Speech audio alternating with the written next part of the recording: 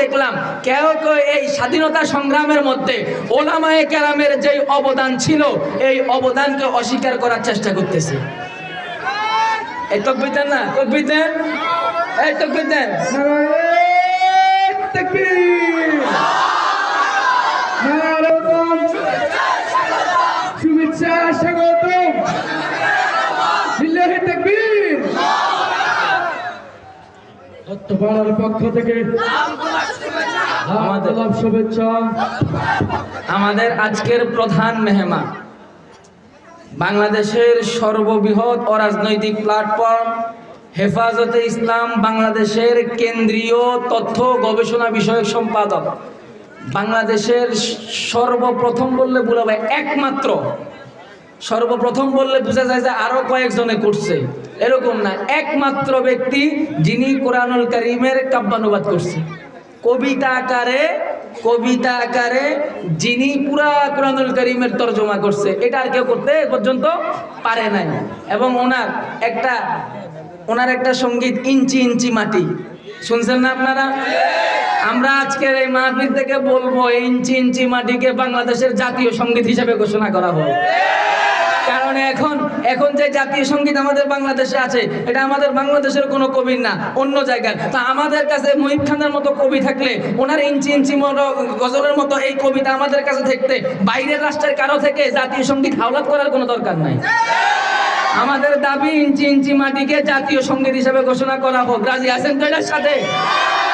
আল্লাহ রাব্বুল আলামিন আমাদের সবাইকে কবুল করে। হুজুর আসছে, আমি আর কথা বলবো না। আখিরু দাওয়ানা আলহামদুলিল্লাহি রাব্বিল আলামিন। করবে এটা আলোচনার আয়োজন করবে, এটা মাহফিলের আয়োজন করবে, হাজারবার পরামর্শ করতে হতো, বারবার বসতে হতো, বারবার বৈঠক করতে হতো, কোন বক্তাকে দাওয়াত দেব চিন্তা করতে হতো, কোন বক্তাকে দাওয়াত দিলে আবার প্রশাসন এসে প্রোগ্রাম বন্ধ করে দেয়, কোন বক্তাকে দাওয়াত দিলে আবার পুলিশ এসে স্টেজ ভেঙে ফেলে, কোন বক্তাকে দাওয়াত দিলে আবার পাশের চেয়ারে বসে থাকা সভাপতির চান্দি গরম হয়ে যায়, কোন বক্তাকে দাওয়াত দিলে আবার ওই যে এলাকার পার্টি নেতারা আইসা সামনে থেকে মাইক কেড়ে নেয়। এমন হাজারো পেরেশানির মধ্যে দিয়ে একটা মাহফিল আয়োজন করতে হতো। আলোচক যারা ছিল, ওয়াইজ যারা ছিল, প্রান্তে প্রান্তে ঘুরে যারা দিনের কথা বলতো, তাদেরও কথা বলার সময় হাজারো বার চিন্তা করতে হতো আজকে আমি এখানে বয়ান করার পরে বাড়ি পর্যন্ত নিরাপদে পৌঁছাতে পারবো কিনা, স্টেজ থেকে নামার পরে আমি বাড়ি পর্যন্ত যেতে পারবো কিনা, নাকি আবার পথে আক্রমণের শিকার হতে হয়, নাকি আবার আমাকে জেলখানার মধ্যে নিয়ে ঢুকিয়ে দেওয়া হয়। এমনও হাজারো প্রশ্ন ওয়াইজদের মাথার মধ্যে ঘুরপাক খেত। বাংলাদেশের ইতিহাস এমন আছে, বহু আলেম স্টেজে বয়ান করে বাড়ি পর্যন্ত পৌঁছা লাগে নাই, চলে যেতে হয়েছে লাল দালান তথা জেলখানায়। এতদিন পর্যন্ত এদেশের শ্রোতারাও তৃপ্তি ভরে আলোচনা শোনার মতো কোনো সুযোগ পায় নাই। কেন এতদিন আয়োজকরা স্বাধীনভাবে আলোচনা, স্বাধীনভাবে কেন এতদিন আয়োজকরা আয়োজন করতে পারে নাই? স্বাধীনভাবে কেন এতদিন পর্যন্ত আলোচকরা আলোচনা করতে পারে নাই? স্বাধীনভাবে তৃপ্তি ভরে কেন শ্রোতারা আলোচনা শুনতে পারে নাই? কারণ বিগত 16 বছর পর্যন্ত আমাদের মাথার উপর এক জালেম শাসক বসেছিল।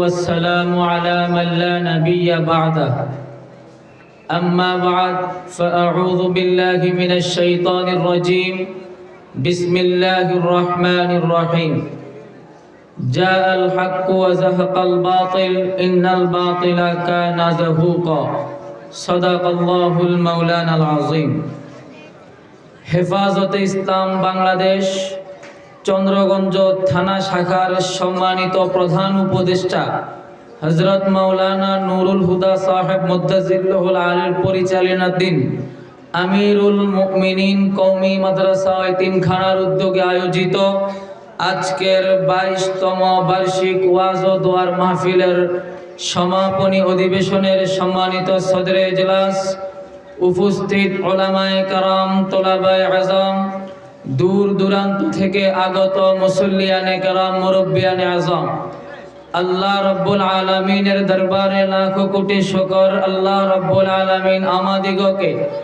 দয়া করে, মায়া করে, মেহেরবানি করে রহমতের সামিয়ানার নিচে বসে দিনে কিছু আলোচনা, দিনে কিছু মুযাকারা, করার এবং শোনার তৌফিক দান করেছে, জন্য আমরা শুকরিয়া আদায় করে বলি আলহামদুলিল্লাহ।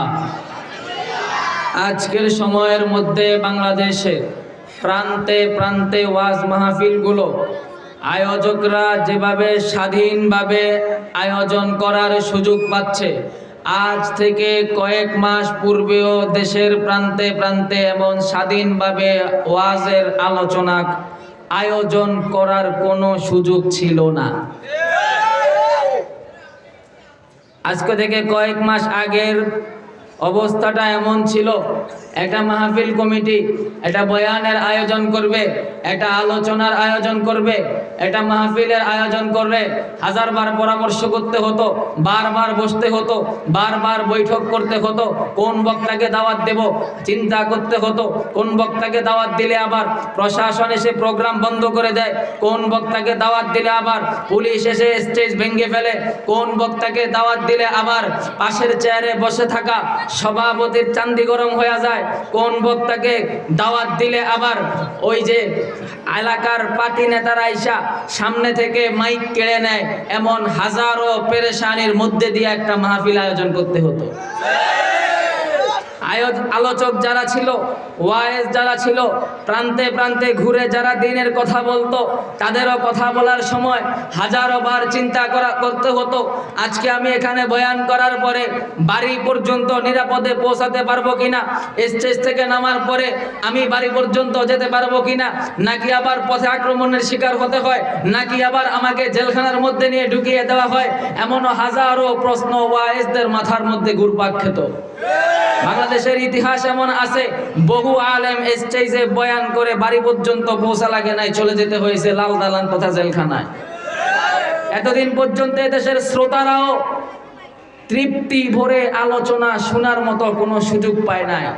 কেন এতদিন আয়োজকরা স্বাধীনভাবে আলোচনা, স্বাধীনভাবে কেন এতদিন আয়োজকরা আয়োজন করতে পারে নাই, স্বাধীনভাবে কেন এতদিন পর্যন্ত আলোচকরা আলোচনা করতে পারে নাই, স্বাধীনভাবে তৃপ্তি ভরে কেন শ্রোতারা আলোচনা শুনতে পারে নাই? কারণ বিগত 16 বছর পর্যন্ত আমাদের মাথার উপর এক জালেম শাসক বসেছিল। জুলুম এমন মারাত্মক একটা অপরাধ, পৃথিবীতে দুইটা অপরাধ এমন আছে, এই দুইটা অপরাধ যেই করুক না কেন, সে যত বড় শক্তিশালী হোক না কেন, যত বড় সংগঠনই হোক না কেন, যত বড় দলই হোক না কেন, এই দুইটা অপরাধ করার পরে শান্তিতে পৃথিবীতে বাস করতে পারে না। দুনিয়া থেকে যাওয়ার আগে এই দুই অপরাধের শাস্তি তাকে পেতে হয়। 1 নম্বর অপরাধের নাম জুলুম, 2 নম্বর অপরাধের নাম অহংকার। ফেরাউনের দিকে দেখেন, ফেরাউনের হাজারো অপরাধ ছিল, 2টা অপরাধ মৌলিক, জুলুম, অহংকার। কেমন জুলুম ছিল ফেরাউনের আমলে? ফেরাউনকে একজন এসে বলেছিল, আপনার একজন গণক এসে ভবিষ্যৎবাণী করেছিল, আপনার এই এলাকার মধ্যে, আপনার এই সাম্রাজ্যের মধ্যে, আপনার এই ভূখণ্ডের মধ্যে একটা বাচ্চা জন্মগ্রহণ করবে, সে যখন বড় হবে আপনার রাজত্বকে ধ্বংস করে দিবে, আপনার ক্ষমতাকে ধ্বংস করে দিবে। এই কথা যখন ফেরাউনকে ওই ভবিষ্যৎবাণী করেছিল গণক, সাথে সাথে ফেরাউন রাষ্ট্রীয়ভাবে ফরমান জারি করে দিয়েছে, রাষ্ট্রীয়ভাবে আদেশ জারি করে দিয়েছে, আজকের পর থেকে আমার এই এলাকার মধ্যে, আজকের পর থেকে আমার এই ভূখণ্ডের মধ্যে, আজকের পর থেকে আমার এই সাম্রাজ্যের মধ্যে যেই বাচ্চায় জন্মগ্রহণ করুক না কেন তাকে সরাসরি হত্যা করতে হবে। এমন নির্দেশনা জারি করার পরে কোরআনুল কারীমের মধ্যে আসছে, ইউযাববিহুনা আবনাআকুম।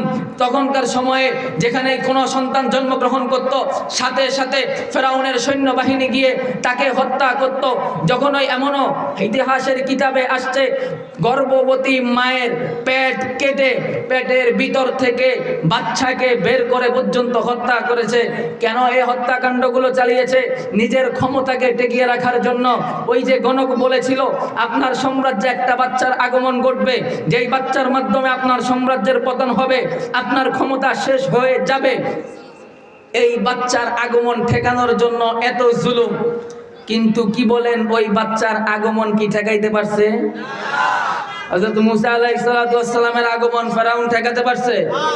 হযরত মুসা আলাইহিস সালাতু ওয়াস সালাম দুনিয়াতে আসছে, আসার পরে হযরত মুসা আলাইহিস সালামের আম্মা টেনশনে পড়ে গেছে, পেরেশানে পড়ে গেছে, আমার বাচ্চা তো দুনিয়াতে চলে আসছে, ফেরাউনের সৈন্যরা যদি এই খবর পায় সাথে সাথে আমার বাচ্চাকে হত্যা করবে, কি করা যায়?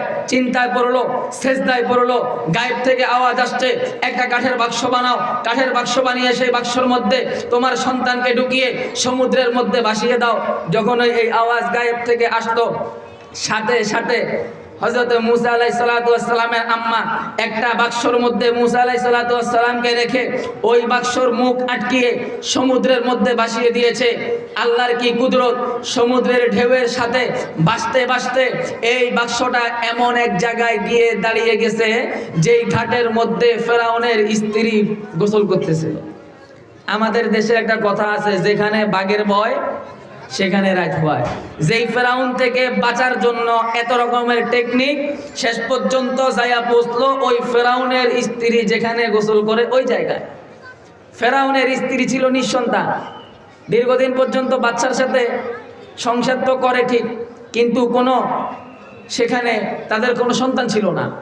যার কারণে ফেরাউনের স্ত্রী যখন এই বাচ্চাটাকে দেখছে সাথে সাথে চিন্তা করলো, আমি একটু যাই, বাচ্চার থেকে যদি পারমিশন নিতে পারি, এটাকে একটু আমি লালন পালন করব। নিয়ে গেল বাচ্চার কাছে, যায় গেলো, বাচ্চা সাহেব দীর্ঘদিন পর্যন্ত আপনার সাথে ঘর করি, দীর্ঘদিন পর্যন্ত আপনার সাথে সংসার করি, আমাদের ঘরে আমাদের সংসারে তো কোনো বাচ্চা তো এখনো জন্মগ্রহণ করে নাই, আজকে আমি গোসল করতে গিয়া এই বাচ্চাটা পাইছি, আপনি যদি অনুমতি দেন, আপনি যদি পারমিশন দেন, এই বাচ্চাটাকে লালন পালন করতে চাই, শরমে হোক আর যেমনেই হোক, বউর কথা আর ফালাইতে পারে নাই। ফেরাউন অনুমতি দিল, ঠিক আছে লালন পালন করো, সমস্যা নাই। এই অনুমোদন পাওয়ার পরে ফেরাউনের স্ত্রী হযরত মুসা আলাইহিস সালামকে লালন পালন করতে লাগলেন। এক সময় মুসা আলাইহিস সালাম বড় হলো, বড় হওয়ার পরে হযরত মুসা আলাইহিস সালামের উপর নবুয়ত আসলো, নবুয়তের দাওয়াত দিতে লাগলো, লা ইলাহা ইল্লাল্লাহ, মুসা কালিমুল্লাহ, একজন দুইজন করে করে এই দাওয়াত দিতে দিতে এক সময় আসলো ফেরাউনের পালা। ফেরাউনকে গিয়া দাওয়াত দিল, লা ইলাহা ইল্লাল্লাহ, মুসা কালিমুল্লাহ, আল্লাহর উপর ঈমান আনো।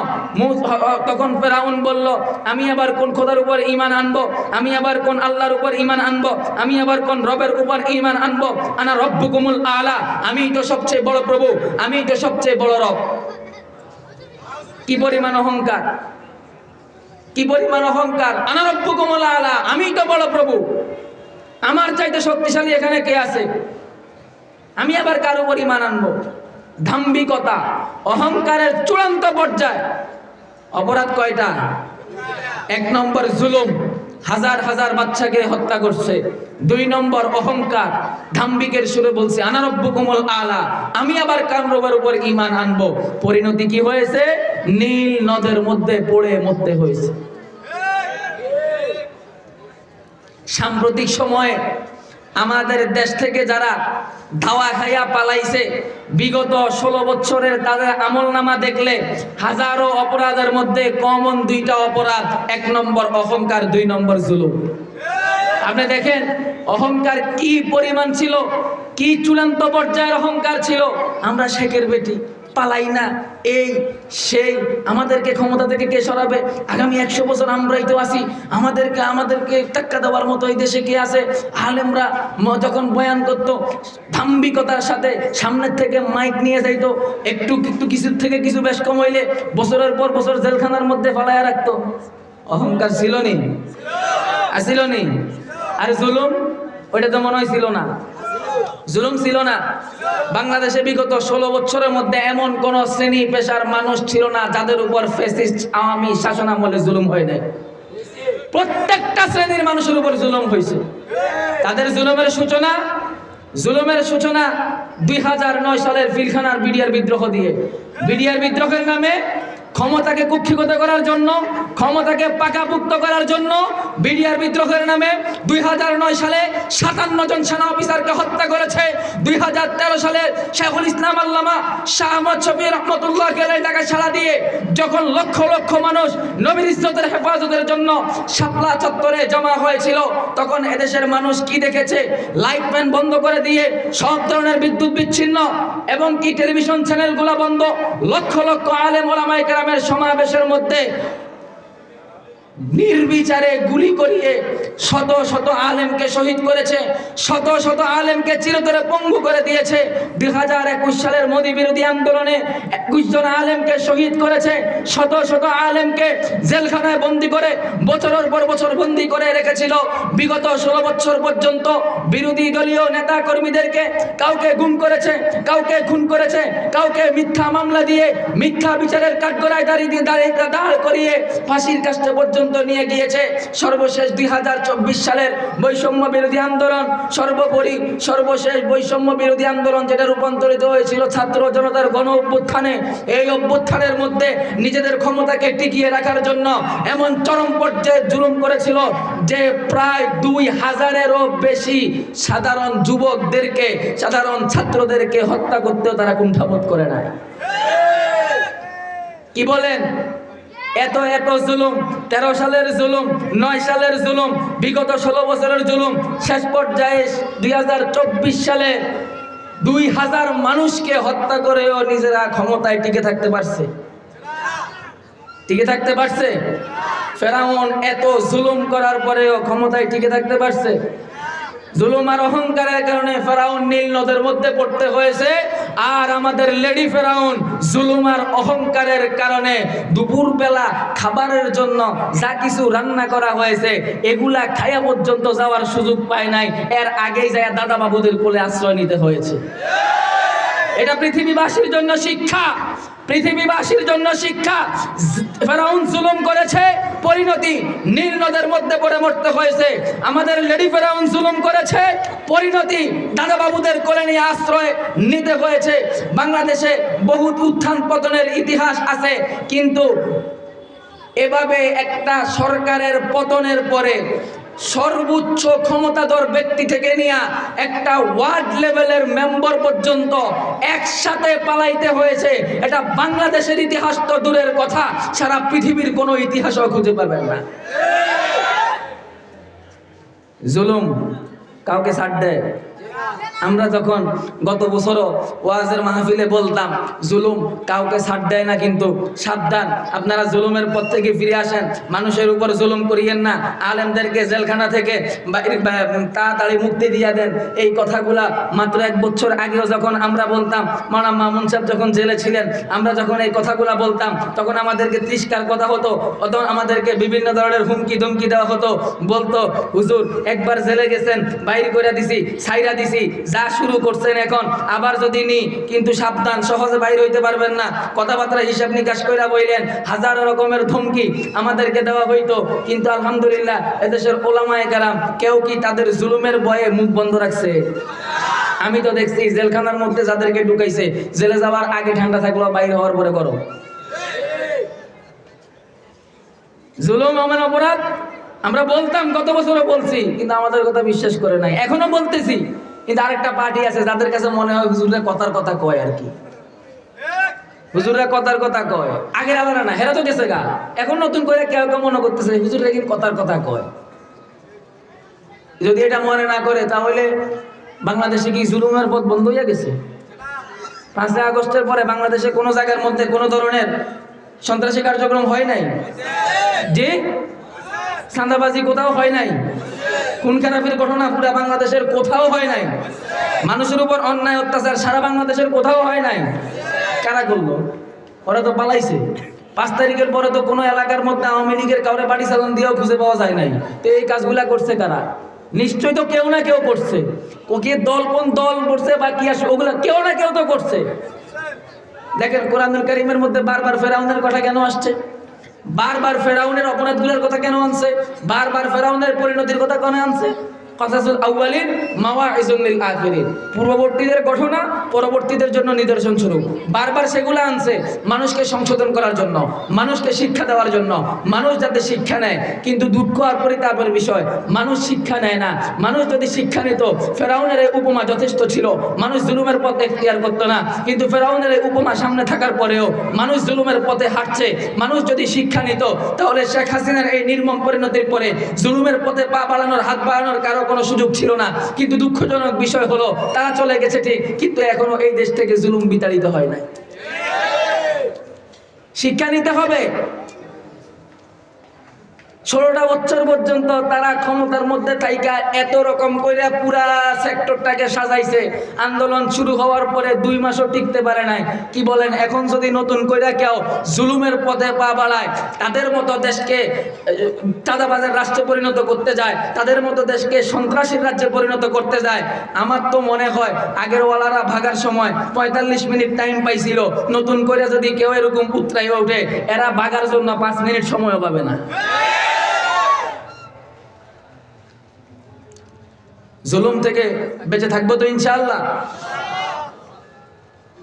অনেকেই রাজনীতি করেন, অনেকেই অনেক দল করেন, ভালো কথা, কিন্তু আপনার রাজনীতি করতে গিয়া ইসলামের বিপক্ষে যাতে কোনো কাজ না হয়, রাজনীতি করতে গিয়া ইসলামের বিরুদ্ধে কোনো কাজ যাতে না হয়। আমাদেরকে মাঝে মাঝে আবার বলে, হুজুর ওয়াজের মাহফিলের মধ্যে এগুলা কইয়া লাভ কি? কয় হাসিনার বিরুদ্ধে ওয়াজের মাহফিলের মধ্যে কথাগুলো কি লেগে কোন? আমি তখন কই, যেই কারণে আল্লাহ রাব্বুল আলামিন কোরআনুল কারীমের মধ্যে বারবার ফেরাউনের কথা বলছে, ওই একই কারণে আমরা হুজুররা মাহফিলে হাসিনার কথা কই।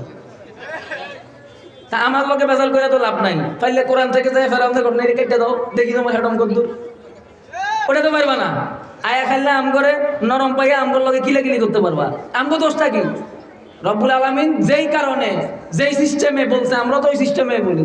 ফেরাউন এই অপরাধ করছে, পরিণতি এটা হইছে। আমরা কইছি হাসিনা এই অপরাধ করছে, পরিণতি এটা হইছে। এরপরে আল্লাহ রব্বুল আলামিন কইছে যে শিক্ষা নাও, আমরাও কই শিক্ষা নাও। তা আমরা অপরাধটা কই? আমরা তো কোরআন অনুকরণ করতেছি নাকি নাকি ভিন্ন কিছু? এখন আম করে বাঁকা চোখে দেখে, তেরা চোখে দেখে, হ্যাঁ হুজুর কোনো কাম নাই, এই খাইলা এই তার বিরুদ্ধে কও, তার বিরুদ্ধে কয়। হুজুর এত কোনো হুজুর খায়া দেয়ার কাম নাই আপনাকে বিরোধিতা করার। হুজুরে যেটা করে এটা হুজুরদের মহজ দায়িত্বশীলতার জায়গা থেকে করে। কারণ আলেম ইন্নামাল উলামা ওয়ারাসাতুল আম্বিয়া, আলেমরা নবীগণের ওয়ারিস। নবীরা কি হাজার হাজার বর্গ মাইল জমি রেখে গেছিল, এগুলার ওয়ারিস। বহুত বড় বড় বিল্ডিং রেখে গেছে ঢাকা শহর, এগুলার ওয়ারিস। কিসের ওয়ারিস? এলেমের ওয়ারিস। এলেমের কাজ কি? সত্যকে সত্য বলে দেওয়া, মিথ্যাকে মিথ্যা বলে দেওয়া। এটা সত্য জাতির সামনে প্রকাশ করে দেওয়া, এটা মিথ্যা জাতির সামনে প্রকাশ করে দেওয়া। এটা প্রকাশ করতে গিয়া কে খুশি হইল আর কে নারাজ হইল সেটা আমাদের দেখার টাইম নাই। আমাদের দেখার কাজ হলো আমার আল্লাহ খুশি হচ্ছে না কি হচ্ছে কিনা। আল্লাহ যদি খুশি হয়, পৃথিবীর সব মানুষ বেজার হলেও আমাদের কিচ্ছু করার থাকে না। আমাদের মাকসাদ কাকে খুশি করা? সবাই বলেন আমাদের মাকসাদ কাকে খুশি করা? আল্লাহকে খুশি করতে গিয়া যদি পৃথিবীর সবাই আমাদের উপর নারাজ হয়ে যায়, পৃথিবীর সব মানুষ আমাদের উপর নারাজ হইলো আল্লাহকে খুশি করতে গিয়া, তাহলে আমরা কি কোনটা করব? আল্লাহরে খুশি করব না পৃথিবীর সব মানুষকে খুশি করতে যাব? আরে মুসলমান আলেমদের বাদ দেন, আলেম বাদ দিয়ে রাখলাম, এটা তো একটু পরের সাবজেক্ট। ইসলাম মানে কি? ইসলাম মানে কি? কে কইলো এটা আপনার করে ইসলাম মানে শান্তি?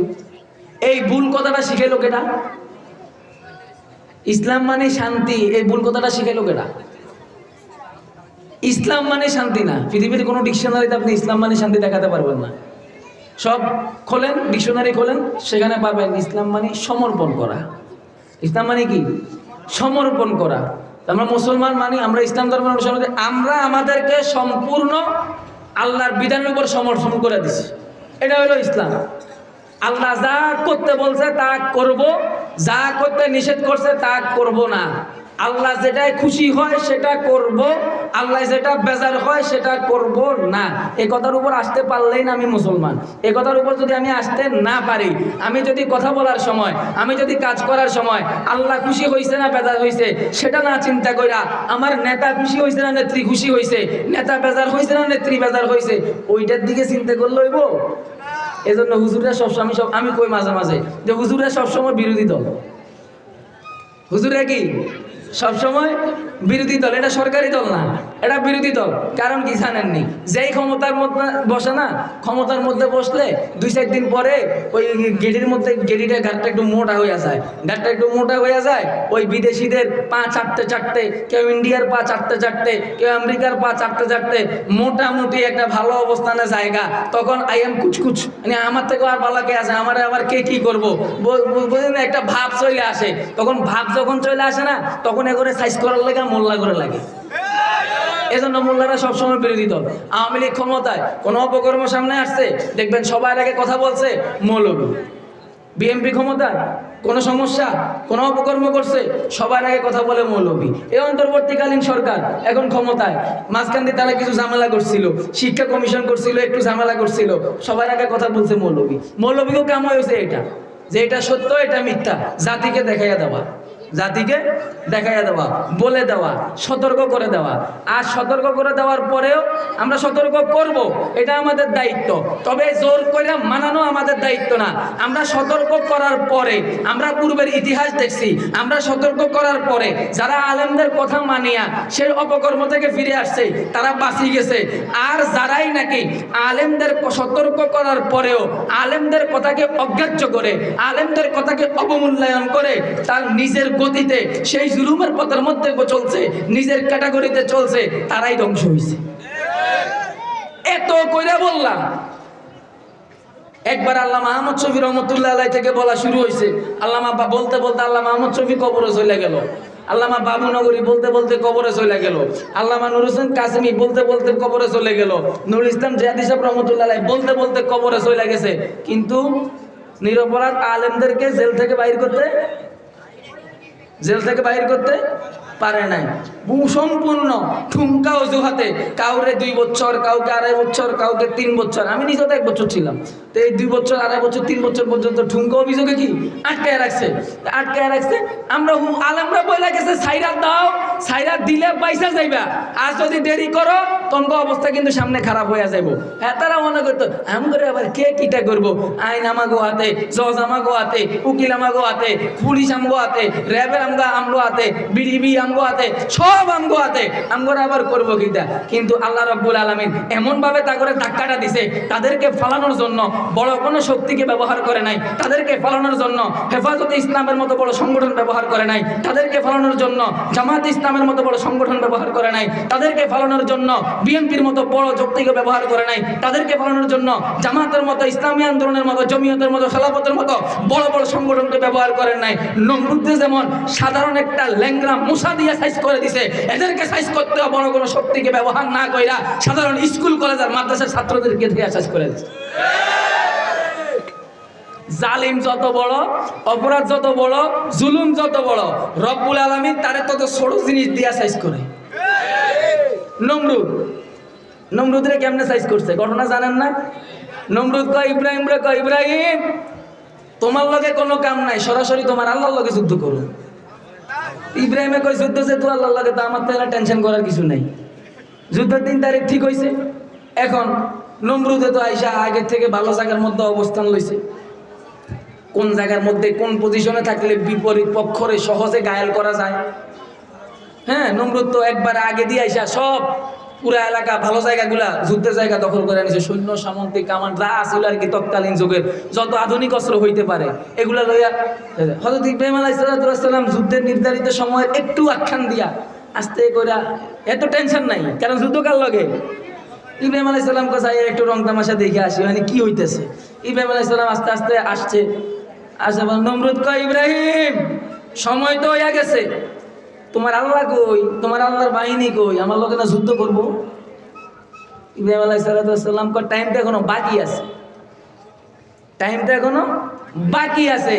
টাইমের পরে যদি সৈন্য না আইয়ে তখন দোষারোপ করিয়ে, এখনো তো টাইম কত বাকি আছে। ঠিক টাইম হয়েছে, জাকে মশা, এটা হলো কি আল্লাহর বাহিনী। জাকে মশা আইসেছে, এসে পুশিং শুরু করছে।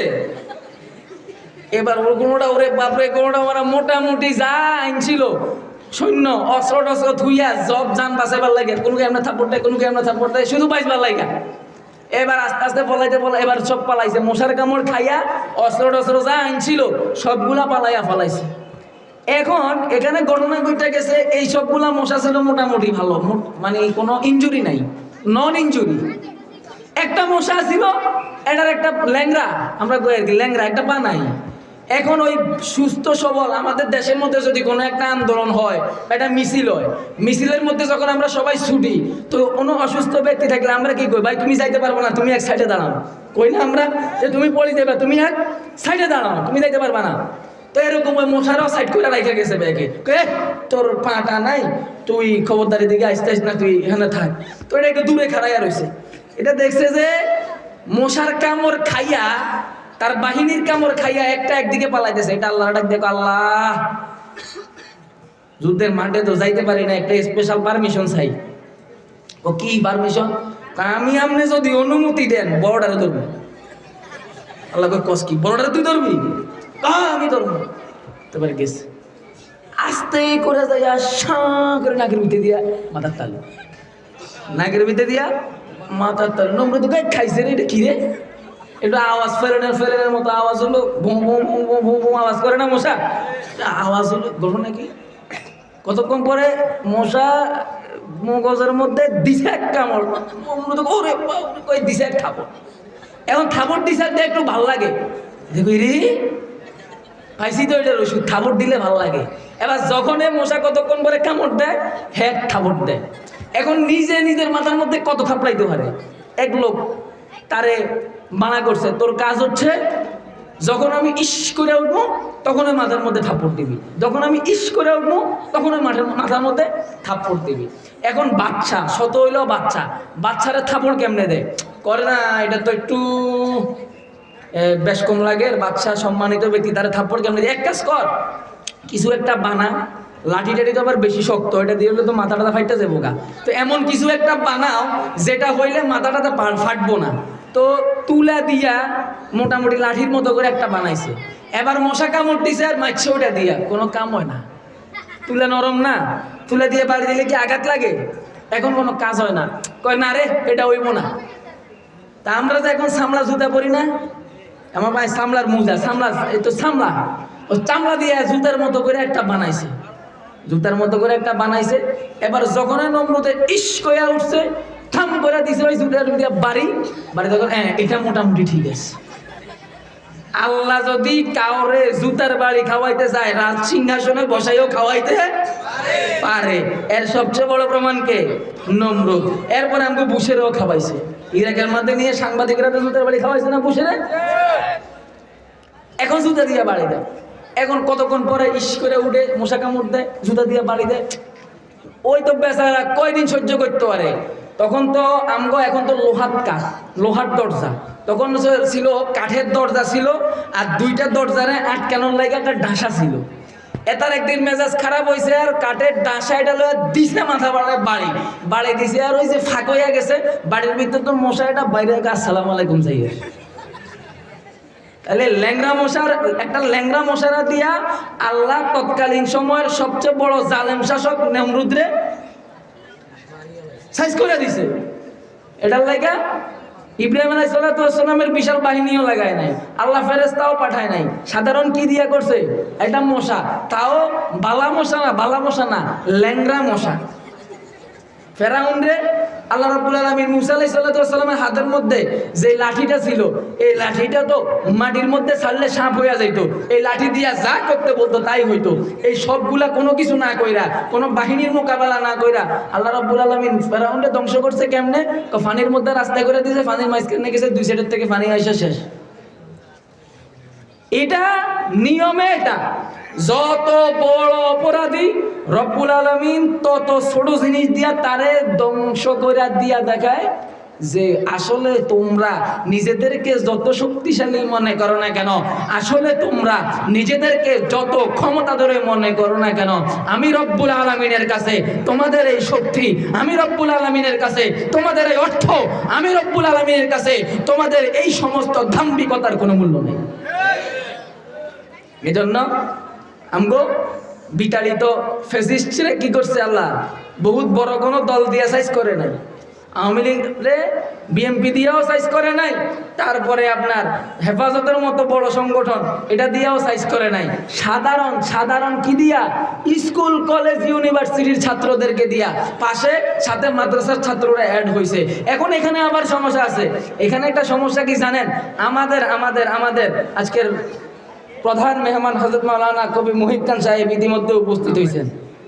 স্টেজে আসতে দেখবেন, ওদিকে তাকানোর দরকার নাই, এদিকে তাকান, হুজুর চলে আসবে। তো এই এখন আবার একটা ঝামেলা। 1971 সালের স্বাধীনতা সংগ্রামের পরে আমরা দেখছি যে আলেমদেরকে স্বাধীনতার অপশক্তি হিসাবে, স্বাধীনতার বিরোধী শক্তি হিসাবে দাঁড় করানোর একটা চক্রান্ত হয়েছে। আমরা এখন আবার একই কারবার দেখতেছি। 2024 সালের এই দ্বিতীয় স্বাধীনতা সংগ্রামের পরে আমরা দেখলাম কেউ এই স্বাধীনতা সংগ্রামের মধ্যে ওলামায়ে কেরামের যেই অবদান ছিল, এই অবদানকে অস্বীকার করার চেষ্টা করতেছে। এই তাকবীর দেন না, তাকবীর দেন, এই তাকবীর দেন। তাকবীর! নারায়ণ! শুভেচ্ছা স্বাগতম! লিল্লাহি তাকবীর! হত্যপাড়ার পক্ষ থেকে আদাব শুভেচ্ছা। আমাদের আজকের প্রধান মেহমান, বাংলাদেশের সর্ববৃহৎ অরাজনৈতিক প্ল্যাটফর্ম হেফাজতে ইসলাম বাংলাদেশের কেন্দ্রীয় তথ্য গবেষণা বিষয়ক সম্পাদক, বাংলাদেশের সর্বপ্রথম বললে ভুল হবে, একমাত্র, সর্বপ্রথম বললে বোঝা যায় যে আরো কয়েকজনে করছে, এরকম না, একমাত্র ব্যক্তি যিনি কোরআনুল কারীমের কাব্যানুবাদ করছে কবিতা আকারে যিনি পুরা কোরআনুল কারীমের তরজমা করছে। এটা আর কেউ করতে এ পর্যন্ত পারে নাই। এবং ওনার একটা সঙ্গীত ইঞ্চি ইঞ্চি মাটি শুনছেন না আপনারা? আমরা আজকের এই মাহফিল থেকে বলবো, এই ইঞ্চি ইঞ্চি মাটিকে বাংলাদেশের জাতীয় সঙ্গীত হিসেবে ঘোষণা করা হোক। কারণ এখন যে জাতীয় সঙ্গীত আমাদের বাংলাদেশে আছে, এটা আমাদের বাংলাদেশের কোনো কবির না, অন্য জায়গার। তা আমাদের কাছে মুহিব খানের মতো কবি থাকলে, ওনার ইঞ্চি ইঞ্চি গজলের মতো এই কবিতা আমাদের কাছে থাকতে, বাইরের রাষ্ট্রের কারো থেকে জাতীয় সঙ্গীত হাওলাত করার কোনো দরকার নাই। আমাদের দাবি ইঞ্চি ইঞ্চি মাটিকে জাতীয় সঙ্গীত হিসেবে ঘোষণা করা হোক। রাজি আছেন তো এটার সাথে? আল্লাহ রাব্বুল আলামিন আমাদের সবাইকে কবুল করে। হুজুর আসছে, আমি আর কথা বলবো না। ওয়া আখিরু দাওয়ানা আলহামদুলিল্লাহি রাব্বিল আলামিন। আসসালামু আলাইকুম।